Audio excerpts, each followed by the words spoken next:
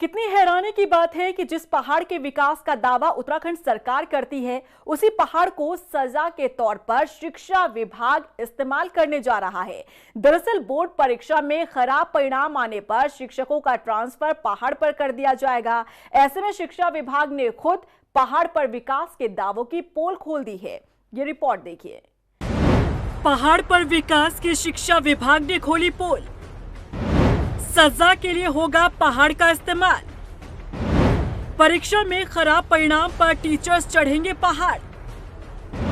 खराब प्रदर्शन की सजा आखिर पहाड़ क्यों? इसे विडंबना ही कहेंगे कि जिस पहाड़ के विकास के लिए उत्तराखंड अलग राज्य बना था, आज भी वो महज बयानों तक ही सीमित रह गया है। और ऐसा हम नहीं कह रहे हैं, बल्कि उत्तराखंड शिक्षा विभाग ने खुद पहाड़ पर विकास के दावों की पोल खोल दी है। दरअसल शिक्षा विभाग शिक्षकों को सजा के तौर पर पहाड़ चढ़ाने जा रहा है। बोर्ड परीक्षा में खराब प्रदर्शन के बाद शिक्षकों का ट्रांसफर पहाड़ पर कर दिया जाएगा, जो परीक्षा में अच्छा परफॉर्म नहीं कर पाए।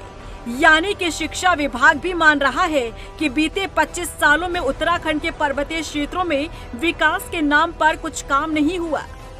आज भी पहाड़ विकास की राह देख रहा है। आज भी अच्छा जीवन मैदानी क्षेत्रों में है, पहाड़ में नहीं। यही कारण है कि शिक्षा विभाग 2 सालों तक लगातार बोर्ड परीक्षा में खराब प्रदर्शन वाले शिक्षकों को पहाड़ पर भेजने का प्लान तैयार कर रहा है। अब शिक्षा विभाग के इस फैसले पर विपक्षी दल कांग्रेस को निशाना साधने का मौका मिल गया। कांग्रेस कह रही है कि सरकार ने खुद स्वीकार कर लिया कि आज भी पहाड़ की हालत वैसी ही है जैसी उत्तर प्रदेश के समय पर थी। मतलब पहाड़ ही रह गया। पनिशमेंट उत्तर प्रदेश के ज़माने में तो पनिशमेंट पोस्टिंग के लिए उत्तराखंड मशहूर था ही कि उत्तर प्रदेश में कोई भी नक्कारा, निकम्मा, भ्रष्ट इस तरह का अधिकारी हो तो उसको पहाड़ भेज दो, ये बड़ा जुमला वहाँ पर प्रचलित था। अब उत्तराखंड के अंदर भी मतलब ये सरकार ने स्वीकार कर लिया है कि पहाड़ जो है वो ही हालत है पहाड़ की जो उत्तर प्रदेश में थी, वही हालत है। वहाँ स्वास्थ्य की, शिक्षा की, सरकारी विभागों की वही हालत है जो उत्तर प्रदेश में हुआ करती थी कि निकम्मे, निठल्ले, भ्रष्टाचारी, काम न करने वाले, उनको अगर सजा देनी है तो पहाड़ भेज दो। लेकिन बड़ी हैरानी की बात है कि शिक्षा विभाग के इस फैसले का बीजेपी स्वागत कर रही है। बीजेपी का कहना है कि शिक्षा के स्तर को सुधारने के लिए शिक्षा विभाग लगातार प्रयास कर रहा है।